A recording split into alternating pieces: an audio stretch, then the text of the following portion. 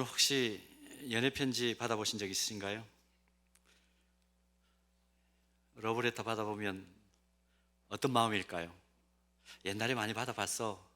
그 가슴 떨리지. 뭐 그렇게 말씀하시는 어른들 계실지 모르겠습니다. 여러분, 성경을 러브레터의 시각에서 기록한 책이 있어요. 레리 크랩이라는 분인데 기독교 상담학자인데 성경 66권을 러브레터의 시각에서 하나님께서 하나님의 자녀들에게 사랑의 편지를 보낸 그런 시각에서 66권을 다시 새롭게 재구성한 책이 있습니다. 그래서 책 제목이 하나님의 러브레터예요. 우리 성경을 통독해 나가는 과정 속에 제일 넘기 어려운 첫 번째 관문이 어디입니까? 레위기잖아요. 제사 규정이 많기 때문에 참 받아들이기가 어렵고 읽어 나가도 무슨 얘기인지 잘 모르겠고, 그런데 이 레위기를 이렇게 요약을 했습니다. 하나님의 러브레터란 시각에서, 얘들아, 거룩이 행복을 우선한다. 거룩이 곧 행복이란다. 이런 방식으로 성경을 풀어냅니다. 사도행전 같은 경우에는 이렇게 또 풀어냅니다. 이 생명의 메시지를 사람들에게 전해야 돼. 그래야 진짜 행복해져. 이런 방식으로 성경을 바라보고 재해석을 해냅니다. 하나님의 러브레터라는 관점에서 성경을 읽어내는 게 참 흥미로운데요, 실제로 정말 성경을 읽어보면 이 성경은 하나님께서 정말 그대로 놔두면 사멸할 수밖에 없고 죽을 수밖에 없고 그냥 이 땅만이 전부라고 생각하다가 그냥 없어질 수밖에 없는 그런 우리 인생들을 향한 하나님의 사랑의 편지라는 것을 확인할 수가 있습니다. 그래서 신학적으로는 이런 관점을 뭐라고 부르느냐 하면 하나님의 사랑의 하나님의 구원사적인 관점이다, 구속사적인 관점이다, 이렇게 설명하기를 하기도 합니다. 여러분, 우리가 예수를 믿고 제일 처음에 암송하는 성경 구절 가운데 하나가 뭐죠? 요한복음 3장 16절이죠. 이게 정말 하나님, 사랑의 하나님이 사랑하는 우리들에게 보낸 편지로 성경을 이해할 수밖에 없도록 말씀이 이렇습니다. 여러분, 요한복음 3장 16절 한번 암송해 볼까요? 다 같이 암송하겠습니다. 하나님이 세상을 이처럼 사랑하사 독생자를 주셨으니 이는 그를 믿는 자마다 멸망하지 않고 영생을 얻게 하려 하심이라.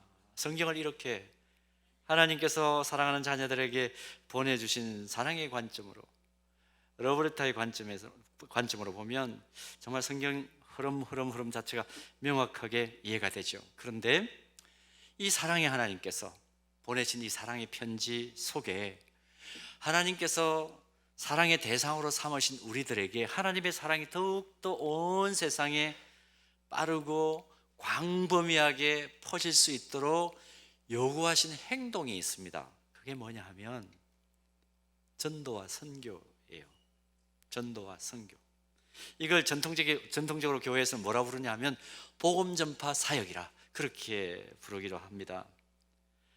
우리를 사랑하시는 하나님께서, 죄인을 사랑하신 하나님께서 우리에게 요청하신 이 하나님의 사랑이 더 광범위하게 이 세상에 퍼져나갈 수 있도록, 또 신속하게 퍼져나갈 수 있도록 요청하신 이 복음 전파 사역의 중요성이 얼마나 중요한가, 오늘 우리가 읽었던 로마서 10장 13절에서 15절 말씀이 그 내용을 말해주고 있는 말씀, 대표적인 말씀입니다. 로마서 10장 13절에서 15절 이걸 읽으면 사랑의 하나님께서 그 사랑이 온 땅에 퍼질 수 있도록 요청하는 이 말씀을 읽으면 아하, 그렇구나 하는 것을 깨달을 수 있는 아주 중요한 교훈이 있는데, 첫 번째는 뭐냐 하면 하나님의 러브레터인 이 성경은 한 영혼이라도 더 살려내라는 전도와 선교가 성경의 핵심 메시지다 하는 것을 오늘 우리가 읽었던 본문 속에서 발견할 수 있습니다. 성경을 하나님의 러브레터라 하는 시각, 또 구속사적인 구원사적인 시각에서 보면 구약 성경은 39권이죠. 39권으로 이루어져 있는데 이 39권은 사실 핵심의 내용이 뭐냐 하면 하나님께서 죄인인 우리들을 사랑하셨어. 장차 우리를 구원하기 위하여 보내실 메시아의 모든 초점이 맞춰져 있습니다. 예수 그리스도의 모든 초점이 맞춰져 있습니다. 이 예수 그리스도가 오시면 사랑받는 너희들이 결국에는 다 구원받을 거야. 그 내용이 구약 성경의 핵심 메시지입니다. 그리고 새 언약으로 불리는 신약 성경은 첫 시작인 복음서부터 죄인을 의인으로 회복시키시고 실제로 구원을 완성하기 위해서 이 땅에 직접 오신 하나님의 아들, 약속대로 오신 그 하나님의 아들이 이 땅에서 행하신 모든 일에 복음서는 초점이 맞춰져 있습니다. 하나님의 사랑이 예수 그리스도 안에서 어떻게 성취되는가 하는 것이 복음서의 내용이라는 거죠. 그래서 예수님께서 요한복음 10장 10절에 자신이 오셔서 하신 일을 이렇게 설명을 합니다. 도둑이 오는 것은 도둑질하고 죽이고 멸망시키려는 것뿐이요, 내가 온 것은 양으로 생명을 얻게 하고 더 풍성히 얻게 하려는 것이라. 하나님의 사랑의 기초가 되어가지고 내가 너희들을 이 사랑이 완성되도록 하기 위하여 왔다. 내가 온 것은 너희들, 사랑하는 너희들로 하여금 생명을 얻게 하고 더 풍성히 얻게 하기 위해서 왔다. 예수님께서 직접 그렇게 말씀해 주십니다. 신약성경 가운데 역사서로 불리는 사도행전이 있죠. 사도행전도 내용은 사실은 뭐냐 하면 하나님께서 하나님의 자녀들을 사랑하셔서 우리에게 구원 주셨다는 이 복음의 십자가 복음이 어떤 방식으로 각 나라에 흘러들어가고 각 지역에 흘러들어갔는지 그 내용을 역사적으로 기록한 내용이에요. 바울 서신은 어떤가요?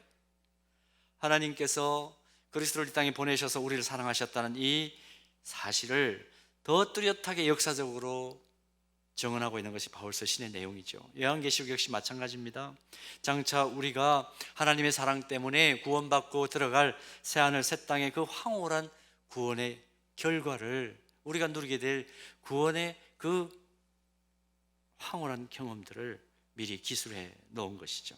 이런 의미에서 오늘 우리가 로마서 10장 13절에 15절을 읽으면서 이 본문을 앞에 놓고 먼저 깨달아야 될 것은 뭐냐 하면, 하나님은 하나님의 사랑에 기초해서 십자가 복음이 없어서 멸망받을 수밖에 없었던 우리들을 영원으로 인도하고 영원한 천국에 대한 소망을 가지도록 한 하나님의 사랑의 메시지이기 때문에 이것이 널리 전파되어야 된다, 이 사실을 우리에게 가르쳐주고 있는 내용입니다.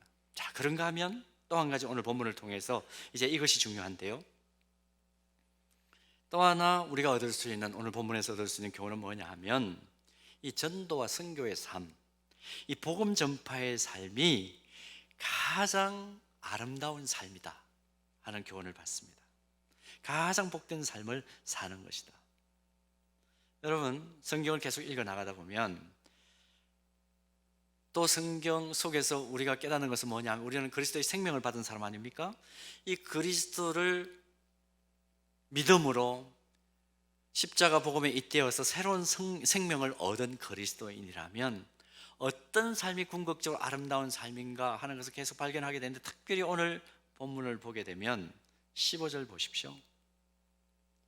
어떤 사람의 발이 가장 아름답다고 그럽니까? 좋은 소식, 십자가의 복음을 전하는 자의 발은 아름답다, 그렇게 선언을 합니다. 여러분, 모든 일의 기준과 중심을 말씀에 두고 있는 교회, 또 성경이 바로 내 삶의 기준이라고 고백하는 그리스도인이라면, 그렇다면 최우선적으로 아름다운 삶을 살기 위해서 뭘 해야 될 것인가 하는 것을 오늘 본문에서 발견할 수 있지 않습니까? 전도와 선교하는 겁니다. 단순하게 할 수 있는 한 복음을 널리 전파하는 거, 그거 최우선으로 삼아야 합니다. 자, 현실적인 얘기를 하겠습니다. 하나님이 사랑하셔서 십자가 복음 위에 우리 서현교회를 세우셨습니다. 우리 교회가 영적으로 균형 감각을 가지고 있는 성경적인 교회, 또 날마다 성숙과 성장이 있는 건강한 교회로 계속 자라갈 수 있는 길은 다른 데 있지 않습니다.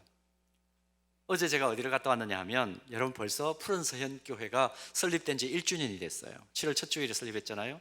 7월 첫 주일 날 이제 설립 1주년 감사 예배를 드리고, 금요일부터 오늘까지 한 장소에서 지금 전 교인 수련회를 하고 있습니다. 주일이기 때문에 제가 지난 주일은 가지를 못했고, 어제 토요일 날 가서 함께 말씀을 나누면서 축복하는 시간을 가졌습니다. 놀랍게도 그 1년 사이에 하나님께서, 여러분 숫자가 궁금하니까 그냥 숫자 말씀드릴게요. 작년 성도들이 70명 정도가 모여서 수련회를 합니다. 이미 자립하는 교회로 가고 있어요. 여러분, 그 어려운 때에 저한테도 어떤 분이 그런 얘기를 하더라고요. 목사님, 지금 코로나 상황입니다. 이런 어려운 때에 무슨 분리개척입니까? 그러나 생명이 생명을 낳으니까 그 생명이 하나님의 그 주신 은총 안에서 자라가는 그 모습 속에서 우리는 감동할 수밖에 없었습니다. 할 수만 있다면 또 하나님께서 우리에게 은혜 주셔서 또 앞으로도 계속해서 새로운 생명을 낳는 귀하고 아름다운 이 사역을 계속해 나가야 될 것입니다. 어제 제가 가서 우리 푸른 서영교회 성도들과 나눈 이야기 다른 얘기 아니에요. 여러분, 영적인 균형 감각을 가지고 말씀을 기준으로 삼아서 십자가 복음을 위하여 움직이는, 계속해서 하나님께서 기뻐하시는 교회로 서 있기를 원하십니까? 그러면 다른 데 눈길 팔지 마십시오. 한 영혼 한 영혼을 살리고 구원하는 전도와 선교 사역에 집중하는 한 하나님께서는 푸른 서현교회를 더 힘있게 사용하시고 성장시키시고 부흥시키실 것입니다. 믿습니까? 여러분들은 아멘을 안 하시겠죠. 푸른 서현교회 물었으니까. 여러분, 우리 서현교회 동일하게 이 연장선상에 서 있는 줄 믿으십니까? 우리가 주일에 예배를 드립니다. 또 정한 시간에 우리가 예배당에서 예배를 드립니다. 이 예배당에서 예배를 드리는 것 중요합니다. 사랑방 안에서 또 사랑방 데이로 모이고 사랑방 모임을 통해서 함께 깊이 있게 교제하는 것 중요합니다. 전도회에서 각 자치회에서 함께 깊이 교제하고 서로를 격려하며 세우는 거, 이거 중요해요. 말씀으로 훈련받고 성장해 가는 거 중요합니다. 다음 세대를 마음을 다해서 축복하고 말씀으로 양육해 가는 거 중요합니다. 교회가 서 있는 한, 그 교회가 서 있는 그 지역 사회를 향하여 최선을 다해 섬기고 봉사하는 거, 이거 중요합니다. 이외에도 교회에서 진행하는 모든 사역은 그 자체로도 물론 중요합니다. 그런데 궁극적으로 영혼을 살리고 하나님의 사람으로 그 죽어가는 영혼들을 하나님 앞으로 인도해내는 전도와 선교에 그 초점이 맞추어져 있을 때 사실은 그 모든 사역에 영적으로 의미가 있는 거예요. 여러분, 이거 거꾸로 하시면 안 됩니다. 그래야 하나님의 마음을 시원케 해 드릴 수가 있습니다. 결국 주님이 세우신 교회의 모든 모임과 사역의 초점은 어디에 있을까요? 물이 바다를 덮음같이 여호와의 영광을 인정하는 하나님 나라가 세워지는 놀라운 사건이 속히 온 땅에 나타나도록 하는 이 전도와 선교, 복음 전파 사역에 언제나 우선순위를 둘 때, 그 목표를 상실하지 않을 때 그 교회는 존재의 가치가 있고 의미가 있는 것입니다. 우리 이거 주님 오실 때까지 우리 서현교회는 잊어버리면 안 됩니다. 우리 개인도 마찬가지입니다. 오늘 예배하는 예배자로 하나님 앞에 서 있는 우리도 마찬가지입니다. 우리가 그리스도의 십자가 때문에 구원을 받았고 날마다 하나님의 말씀의 진리를 깨달아 말씀을 표준으로 삼고 사는 진짜 그리스도인이라면 우리는 복음 전하는 삶, 그 삶이 최우선순위에 있어야 합니다. 사도 바울은 이것을 어떻게 요약해서 표현하느냐 하면 고린도전서 10장 31절 이 말씀에서 이렇게 선언을 합니다. 그런즉 너희가 먹든지 마시든지 무엇을 하든지 다 하나님의 영광을 위하여 하라. 하나님의 영광을 위하여 하는데 하나님의 영광을 드러내기 위해서 꼭 필요한 최우선적인 가치로운 사역이 뭐냐 하면 복음 전파 사역이라는 것입니다. 우리가 이 땅에서 성도로 살면서 먹고 마시고 잠을 자고 움직이는 모든 행동의 근본 목적이 하나님의 영광을 위한 것이어야 된다는 겁니다. 우리가 그리스도인이라는 이름표를 우리 가슴에 붙이고 살아가는 이상 우리는 이 복음 전파 사역이 최우선의 가치 위에 올려져 있어야 한다는 것입니다. 여러분, 지금 교회가 국내 선교 사역을 위해서 티셔츠를 팔고 있죠. 티셔츠를 파는데 이제 담당한 사역자가 저한테 물어요. 목사님, 좀 우리 교회 이니셜을 새겨야 될 것 같은데 어디에 새길까요? 제가 잠시 고민이 됐습니다. 앞에 붙인다? 이건 뭐 늘상 하는 것이죠. 근데 가만히 보니까 우리 그리스도인들이, 우리 교회가 그럴 리가 없지만, 우리 성도들이 그럴 리가 없지만, 제가 가만히 생각해 보니까 우리가 사람들을 마주보고 있을 때는 그리스도인답게 그래도 좀 살아요.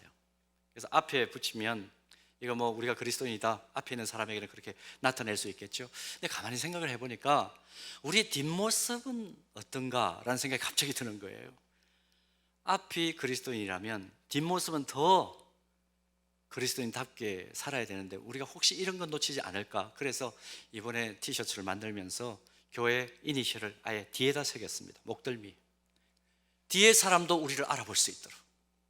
앞뒤가 똑같은 거죠. 다시 말하면 우리의 삶, 총체적인 삶이 그리스도인답게 사는 삶이어야 되는데 그 속에 최우선의 가치가 뭐여야 될까?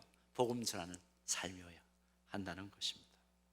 성경을 펼쳐들면 성경 곳곳에서 반복적으로 발견할 수 있는 표현이 뭐냐 하면 하나님의 영광을 위하여라는 표현입니다. 대표적으로 이사야 43장 21절 말씀 한번 보십시오. 이 백성은 내가 나를 위하여 지었나니 나를 찬송하게 하려 합니다. 하나님께서 자기 영광을 찬송하고 예배하도록 위하여 하나님의 백성인 나를 창조했고 교회를 세우셨다는 것입니다.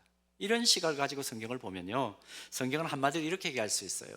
하나님의 영광 사용 설명서, 그렇게 얘기할 수도 있습니다. 자, 하나님의 영광, 또 하나님의 영광이 드러나는 하나님 나라, 복음 전파의 삶, 이게 왜 이토록 중요한가? 왜 이토록 중요한가? 왜 복음 전파를 통해서 하나님 나라가 세워져야 됩니까? 하나님 나라는 하나님이 통치하신 영역이 하나님 나라죠. 하나님이 주권적으로 통치하시는 하나님의 생각이 그들의 생각이 되고 하나님의 그 마음이 그들의 마음이 되는 그런 상황, 그것이 하나님 나라입니다. 왜 이토록 하나님 나라가 중요합니까? 왜 하나님의 영광이 중요합니까? 이유는 다른 데 있지 않아요. 강자의 논리만에 지배하는 이 세상을 변화시킬 수 있는 유일한 근거가 하나님 나라이기 때문입니다. 하나님의 통치하심에 근거하기 때문입니다. 이 세상을 기울어진 운동장이라 그럽니다. 왜곡된 질서가 있습니다. 불의가 있습니다.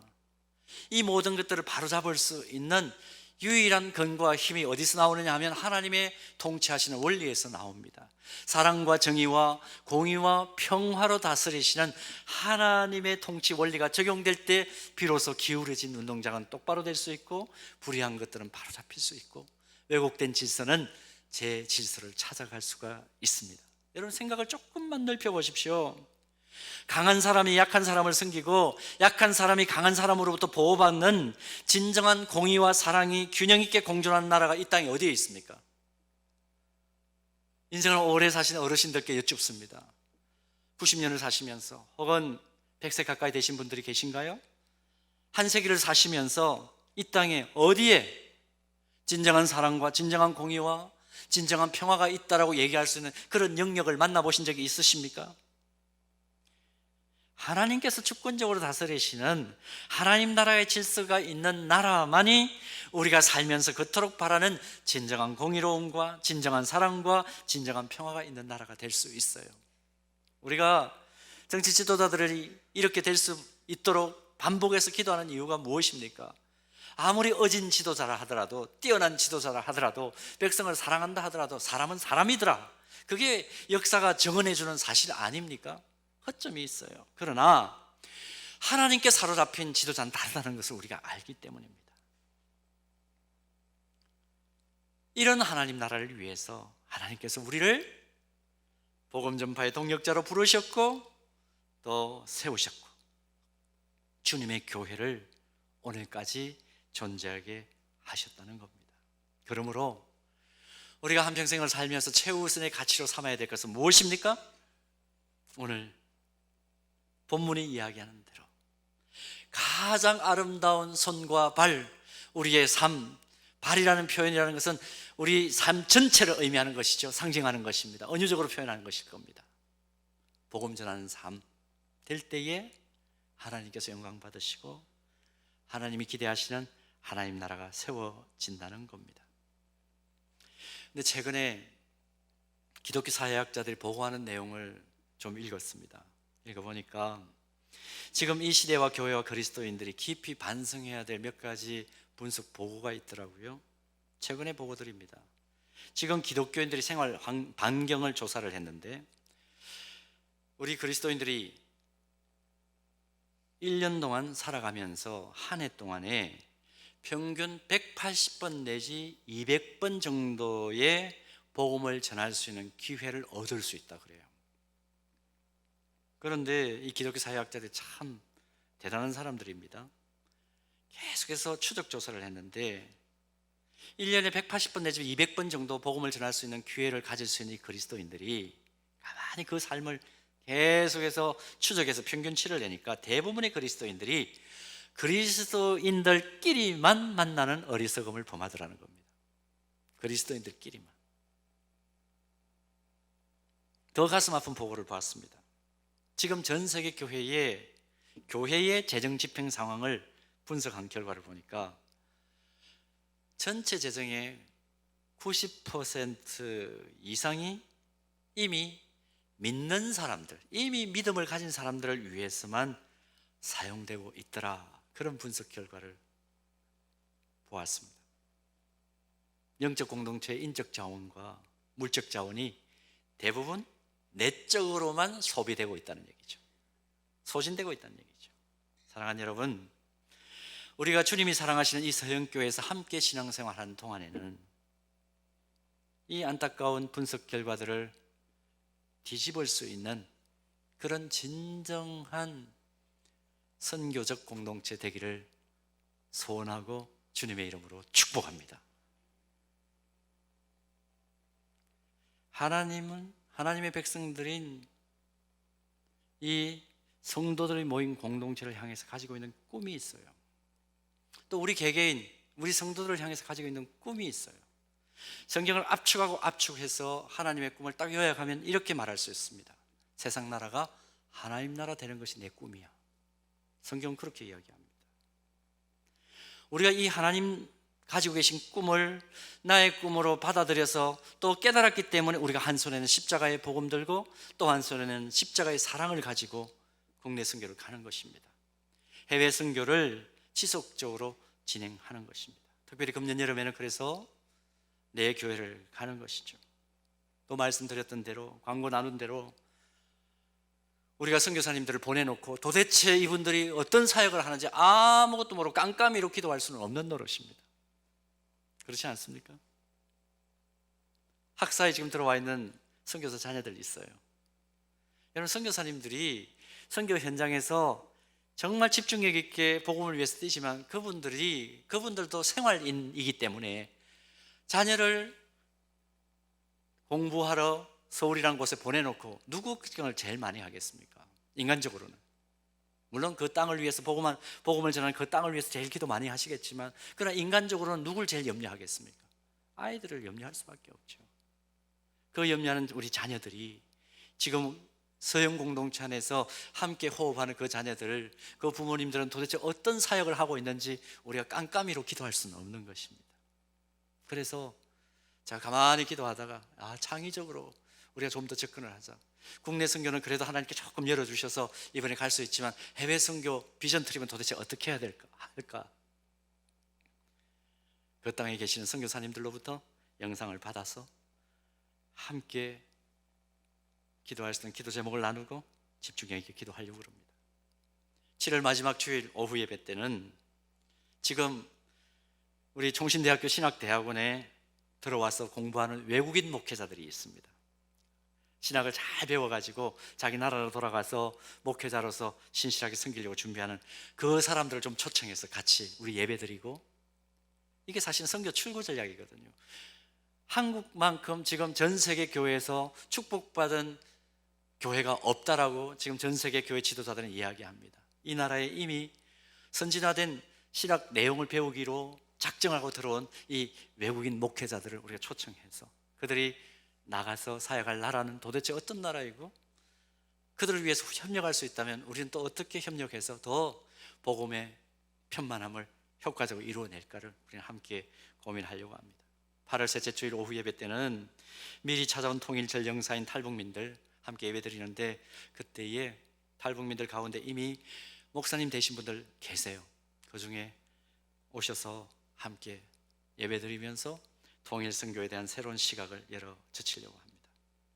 여러분, 여러 가지 복음을 전하기 위해서 우리가 애를 쓰지만 막히는 구석도 있지만, 그러나 그것을 뛰어넘을 수 있는 지혜를 우리가 기도할 때마다 받을 수가 있습니다. 이런 지혜를 가지고 할 수 있는 대로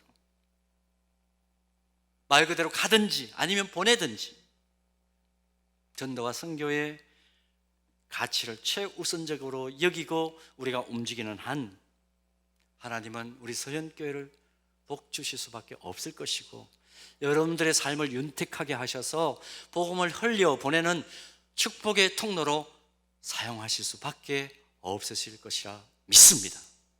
우리 그런 은혜를 누리기를 바랍니다. 이제 올해 11월 달에 카타르에서 축구 월드컵이 열리죠. 이 축구 월드컵이 열리기 전에 막 요즘 축구와 관련된 얘기들이 많이 나오고 있는 거 봅니다. 근데 지난 6월 2일에 우리나라 국가대표하고 브라질 국가대표가 평가전을 했잖아요. 워낙 유명한 선수들이 오니까 저도 봤어요. 녹화로 봤는데 근데 그 축구를 보면서 그런 생각이 들더라고요. 네이마르라는 뛰어난 선수가 있어가지고 정말 잘하더라고요. 근데 제가 유심히 봤어요. 골을 넣었습니다. 근데 골을 넣었을 때 막 혼자만 기뻐하고 가만히 서 있는 게 아니고, 혼자만 펄쩍펄쩍 뛰는 게 아니고, 가만히 보니까 이 사람 골을 넣고 골이 들어간 이후에 달려가는 방향이 일정하더라고요. 어디냐면 자기에게 골을 넣을 수 있도록 패스해 주는 사람, 달려가서 얼싸안고 기뻐하는 모습을 봤습니다. 무슨 의미일까요? 어시스트 없는 골은 없다는 겁니다. 패스 없는 골은 없다는 겁니다. 혼자 독불장군은 없다는 얘기죠. 협력과 도움이 없는 성공은 없다는 것입니다. 이번 여름 전도와 선교 현장을 직접 가서 섬기는 지체들, 어찌 보면 골을 직접 넣는 선수라고 얘기할 수 있습니다. 그러나 부득이하게 함께 금년 여름에 현장에 가지 못하고 기도와 물질로 후원하고 격려하는 성도들은 아마 도움을 주는 선수라 그렇게 말해도 좋을 겁니다. 중요한 것은 골을 넣는 선수나 패스나 도움을 주는 선수나 심지어 골키퍼까지도 모두가 함께 같은 운동장을 뛰고 있다는 것을 기억할 필요가 있죠. 승리를 하면 모두가 함께 승리의 기쁨을 맛보는 선수들입니다. 신앙적으로 이것을 다시 한번 우리 적용을 해볼까요? 신앙적으로 우리가 세상 나라를 하나님 나라로 변화시키는 그 하나님의 꿈을 나의 꿈으로 받아들였다. 그렇다면 우리는 모두가 다 복음 전파라는 그 운동장에 함께 하나님께로부터 부름받은 소명자들인 것을 기억해야 합니다. 영어로 God's calling이라고 합니다. 하나님의 부르심을 받았다, 소명받았다. 같은 소명을 받은 거예요. 같은 소명을. 그런데 같은 운동장에 부르심을 받았지만 하나님께서 맡기신 일, 사명은 각각 다릅니다. 그래서 이것을 영어로는 God's given mission이라고 합니다. 하나님께 받은 사명은 각각 다릅니다. 한 영혼 생명을 살리고 전도와 선교적 삶을 사는 부르심, 이 소명은 동일하지만 그 부르심에 합당하게 삶을 사는 방식, 이 사명은 좀 다른 것입니다. 같은 소명을 받았지만 어떤 지체는 골을 직접 넣는 스트라이크 역할로, 어떤 지체는 골을 막는 골키퍼로, 어떤 지체는 패스하고 도움을 주는 그런 사명을 받았을 수 있습니다. 중요한 것은 소명을 받았다는 것은 누가 불렀냐 아닙니까? 하나님이 부르셨어요. 똑같이 부르셨어요. 근데 하나님께서 각기 달리 뭘 주신 겁니까? 골을 이루기 위해서 사명을 달리 주신 것입니다. 이것을 우리가 깨닫고 금년 여름 함께 동력할 때 하나님께서 꾸시고 계시는 세상 나라가 하나님 나라 되는 놀라운 일들이 또 우리 당대에 펼쳐지게 될 것입니다. 가는 헌신자로 헌신하신 분들, 최선을 다해 훈련받은 대로 헌신하시기를 바랍니다. 그리고 그 가는 헌신자들을 보내는 소명자로 보내야 될 우리 성도들, 매주 제공되는 그 기도 제목을 기억하시고 함께 기도해 주시기 바랍니다. 그리고 가는 사명을 부여받은 그 헌신자들을 적극적으로 후원하고 물질로 격려하는 사명도 잘 감당해 주시기 바랍니다. 그래서 지금 이제 내려가시면 티셔츠 팝니다. 여러분 아까 말씀드렸죠? 한 벌만 사지 마시고 이번 기회에 우리 교회를 좀 소개하고 또 전도 대상자로 삼은 이들에게 우리 교회에서 나온 티셔츠인데 내가 선물로 드린다 그러면서 교회를 소개하고 복음을 소개하는 귀한 기회로 삼으시기 바랍니다. 또 이외에도 목적금을 통해서 헌신하실 수 있으십니다. 지난 2020년, 2021년 우리가 코로나19 때문에 감당하지 못했던 선교적 사명 더 힘있게 감당해서 아예 그것까지 만회하는 2022년 여름 선교와 전도 사역 되기를 간절히 소원합니다. 사랑하는 여러분, 예수 그리스도가 계신 교회는 세상의 유일한 소망의 거루터기입니다. 왜요? 모두가 물질 만능주의 시대에 빠져들어가지고 물질만이 최우선이다 하는 그곳에, 아니요, 물질보다 영혼이 더 우선이에요. 더 중요해요. 그 사실, 그 진리를 일깨우는 공동체는 이 지상에 교회밖에 없습니다. 세상의 시대 정신을 돌려놓고 방향을 바로 잡아줄 수 있는 균형타 역할을 할 수 있는 지상의 유일한 공동체는 교회예요. 자부심을 가지십시오. 그래서 교회는 세상의 유일한 생명 공동체라 그럽니다. 그래서 티셔츠에 라이프 커뮤니티 서현이라고 새겼습니다. 생명 공동체예요. 그래서 교회는 그 존재 자체만으로도 이 세상의 축복입니다. 세상 사람들이 우리를 잘 알지 못하니까 교회는 필요 없어, 성도들 못 믿어, 그렇게 얘기를 하지만 그건 그분들이 가지고 있는 한계예요. 두려워하지 마십시오. 교회는 그 존재 자체만으로도 생명 공동체이기 때문에 이 세상의 축복이 될 수가 있습니다. 그러므로 우리가 주님께로 받은 이 십자가의 생명, 이 복음의 능력들을 가지고 우리 이 여름 정말 아름다운 주님의 손과 발이 되어서 전도와 선교의 사명, 세상 나라가 하나님 나라 되는 일들에 함께 마음을 쏟고 땀을 흘리고 기도하며 전진해 가는 아름다운 역사가 있게 되기를 주님의 이름으로 축복합니다.